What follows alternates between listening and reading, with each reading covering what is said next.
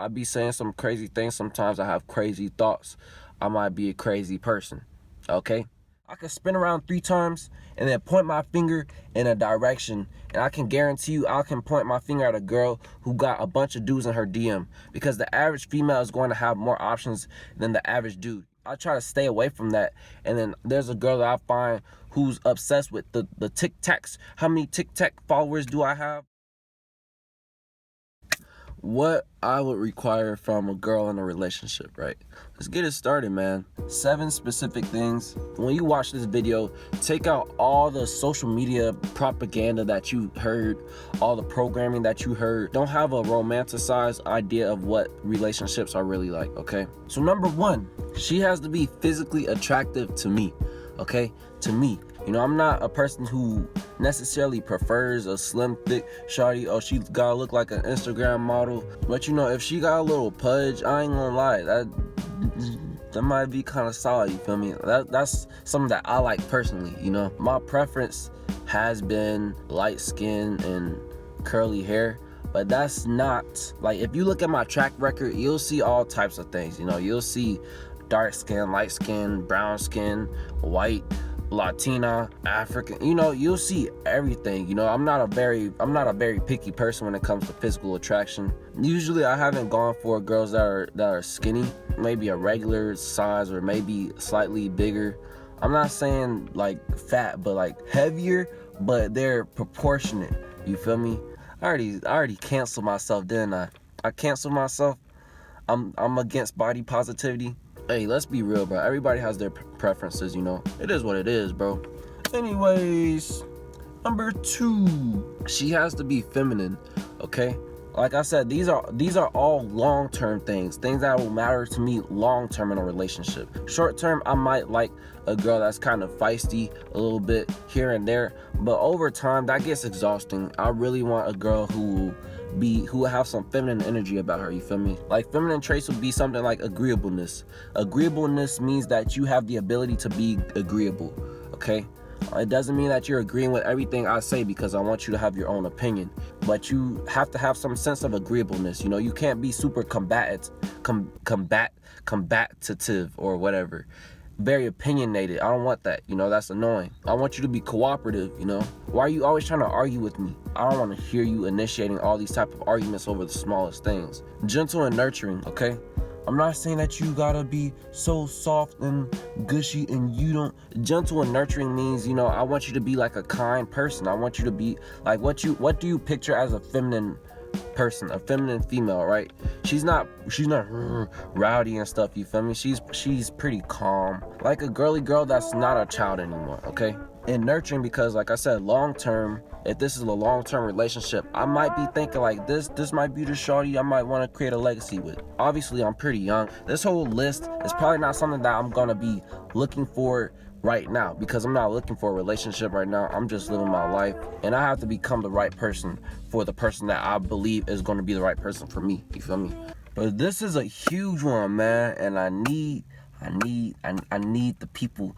I need the people to hear this one, okay? A team player, okay? What do I mean by a team player? I don't want a girl who is like, I'm an independent woman who don't need no man, okay? Whenever I hear that, I feel like that's a red flag, you know? Whenever somebody believes that independency is what they bring to a relationship, that's the wrong mindset, right? A lot of people might hear that and they'll be like, oh, Ty, you're against women, you're a misogynist, you want to take a joke. No, let's use this analogy, right? So Stephen Curry and Monte Ellis, right? They were both on the Warriors team when Stephen Curry first got there, right? Monte Ellis was already on the team, and he was, a lot of people will argue that Monte Ellis was a better player than Stephen Curry at the time. He was 2 years older, played the same position. They both were guards, right? But who do we know about today? Who does everybody hear about today? Stephen Curry. Who's still on the Warriors team? Stephen Curry. Who's still in the NBA today? Stephen Curry. Why is that? Even though Monte Ellis was a better player at the time, the Warriors realized that Stephen Curry was a more coachable player. He was a person who was a team player. You know, Monte Ellis, he was balling. He was crazy. He was solid, you know. But he was an independent player who didn't need a team. Whenever you come into a group setting, you're interdependent at that point. You know, you depend on your other teammates, right? You can't bring your independence. Just because you're balling out doesn't mean that the whole team is winning. You know, you have to make sacrifices for the overall better good of the team, okay? Because it's all about interdependency when you come into a collective. That's what I'm looking for, you feel me? Is that too much to ask for? I don't know, maybe not. Of course, every human being needs some type of independence to a certain degree. You have to know how to be independent, you know? But when it comes to becoming a part of a team, the same in a business, right? Everybody has a role. You have to know what your strengths are and know what your weaknesses are. You know, when I was working at my job at a smoothie place, if the whole business was based around me being on customer service, that business was going to crush, okay? Because I'm able to understand my weaknesses. You know, I want the shawties to be on customer service because, you know, they're able to communicate with the customers a lot better than I was, you know, because we all have roles and we all have to know how to play our roles, okay? That's the only way a team will be successful, okay? Number 4, she admires, supports, and respects me, okay? So let me use another analogy, okay, just so you guys understand this, you know. One person that I admire is LeBron James, right? LeBron James, I admire everything that he is. I want Shawty to admire me like how I would admire LeBron James, you feel me? LeBron James, he's a good family man. You know, he takes care of his family. He puts his family first. He's about the overall goodness of the world, of society, of communities, right? He's a good leader. He's a great leader. You know, he's great at what he does. He's a great basketball player. Even if you don't like him, you have to respect him for his work ethic and the things that he's done in the world, you know? You know, I want Shawty to look at me the same way. You feel me? I want her to admire me for my leadership because I am a great leader. You know, for the things that I'm interested in, the ways that I talk, everything about me, I want her to admire me, you feel me? And support the things that I do and respect me. I was with the Shawty, right? One day, and we was just walking in the park. I was just talking to her. I was looking straight. I was walking, and then she was looking up at me like this with the dreamy eyes, you know? That's how you know a shawty is admiring you, when you're not even looking at her, but she looking at you. That's why I like, that's why I'm looking for, that's why I want, you feel me? She has to respect me, and that's the most important thing, okay? Because, you know, as a relationship goes on, sometimes people fall out of love. I'm not saying that I want that, you feel me? But even if she don't love me, bro, she gotta respect me. She has to hold that same respect for me as she would hold for her boss at her job, right?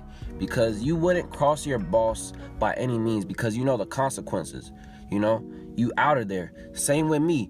You don't cross me because you know the consequences is you out of there. Why should you have more respect for your boss at your job than you do for the person that you come home to? I don't need her to disrespect me and then go to work and have her best behavior on there.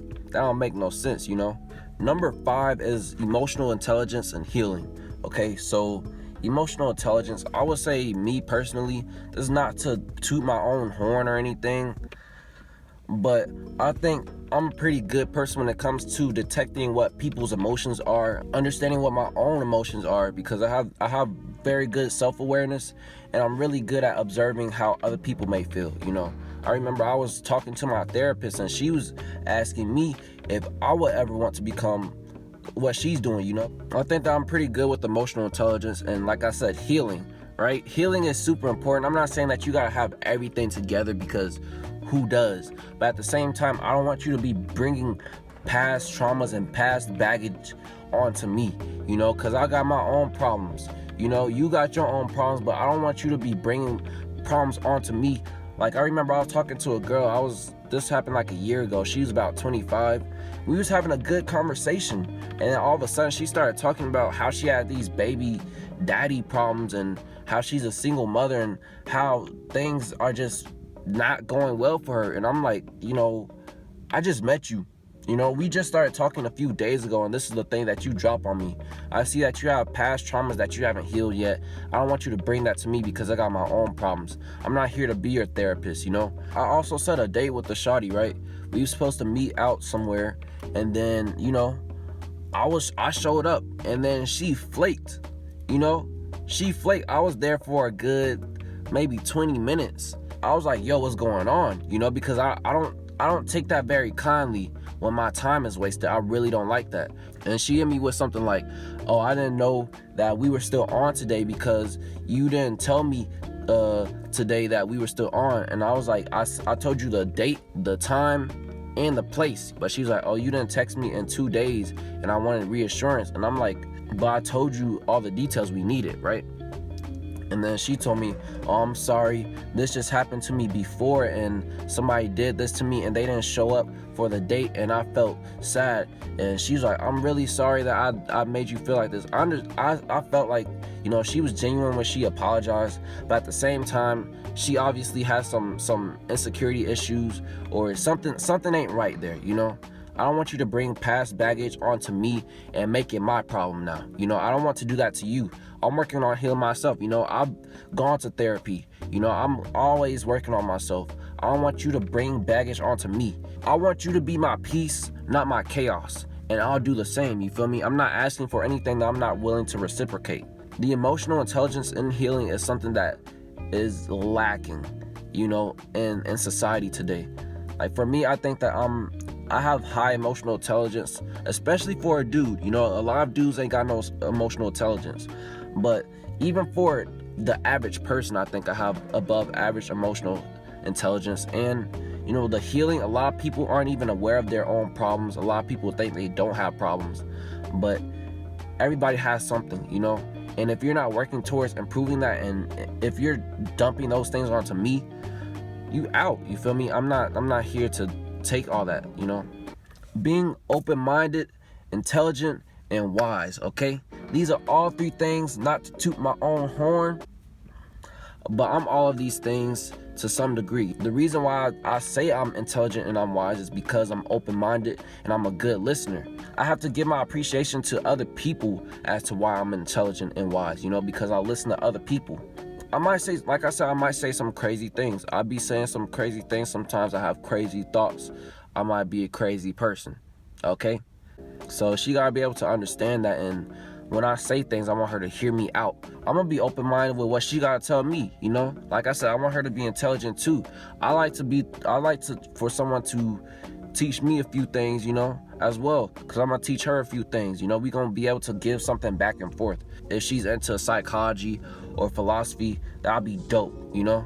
And like I said, wise, wisdom. I think that I'm pretty wise for my age. I usually relate the best to people that are older than me rather than younger than me. You know, part of the reason why is because I listen to people older than me.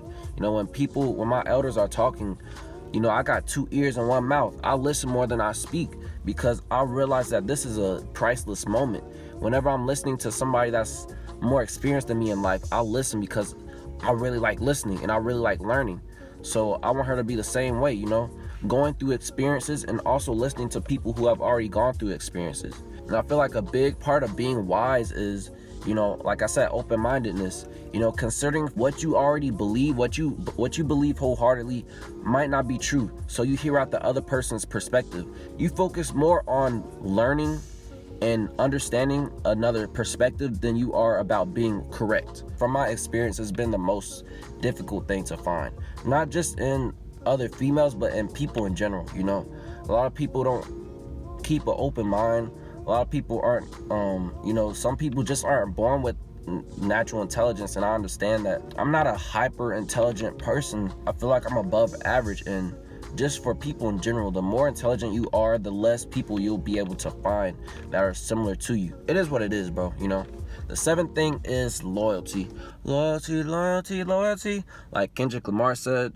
I really thought about this one for a while, and I don't know if this might surprise y'all or not, but I considered that maybe this one might be too much to ask for. The reason why I thought that is because nowadays I feel like unloyalty is more prominent than ever, okay? For whatever reason that may be, maybe back in our grandparents' days, you know, women didn't have as many freedoms, you know, they couldn't go out and live their own life. They kind of had to depend on a man to survive, you know? Well, maybe like grandparents' days, you know, just, you know what I mean, just back in the day. But nowadays it's even worse because of social media, right? Social media has opened our options to a unbelievably grand scale. You know, I can talk to a girl that's literally on the other side of the world, you know, I can talk to any girl anywhere on the earth. As long as she has a phone or social media, I can talk to her, you know? And there's a lot of females who have dudes in their DMs at all times.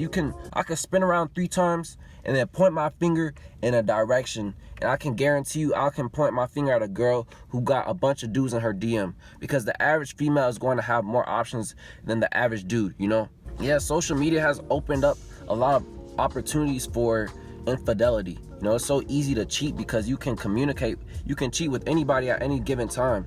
You know, when my parents were coming up, you know, they could only talk to one girl at one time. There was no texting. You know, me, I could FaceTime a girl right now and then text 3 other girls at the same time. And I'm nurturing multiple relationships literally at the same time. But when my parents were coming up, you know, you sneak at night to try to talk to some girl. That's the only girl you're talking to at that night, you know, at that moment. Yeah, loyalty is hard, but I don't be on social media. You know, I'm not on social media. I'm only on YouTube. You know, I would like a girl that I choose that isn't on social media like that either. You feel me? I'm not on social media like that. I'm not consumed by social media right now. So why would I want somebody who is consumed with social media? Because that's an important value to me. You know, I try to stay away from that. And then there's a girl that I find who's obsessed with the TikToks. How many TikTok followers do I have? And how many Instagram followers? How many likes do I have? And, you know, it's not even about her promoting a business or anything. You know, it's just about her validation. She wants people to like her ass, or she wants people to like this dance that she's doing.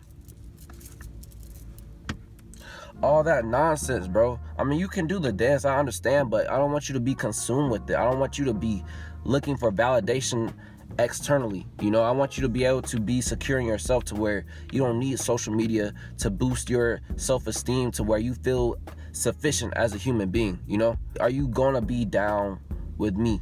You feel me? Are you going to be down with me when it's convenient, or are you going to be down with me because, you know, I'm the best option? You feel me? So yeah, that's what I got for this video. Hope y'all can learn something from it. I hope y'all liked it. It's a little more personal, but informational at the same time. I think that if everybody has reasonable expectations right now, instead of being influenced by social media programming, oh, he's gotta have 6 figures, if he wears sweatpants, he's out, or if he wears two socks that's 2 different colors, he's, you know, let's not cut our options lower than they have to be. You feel me? All right, so like this video if you liked it, dislike it if you didn't like it,